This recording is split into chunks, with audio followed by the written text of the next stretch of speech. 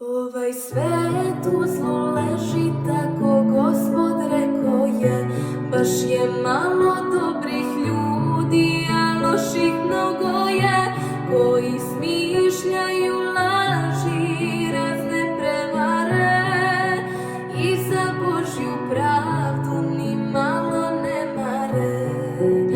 Izbavi me od klevete ljudi pakosnih, Bogo majko, ti si radost svih žalosnih. Ti znaš dela moja, ti mi dušu poznaješ.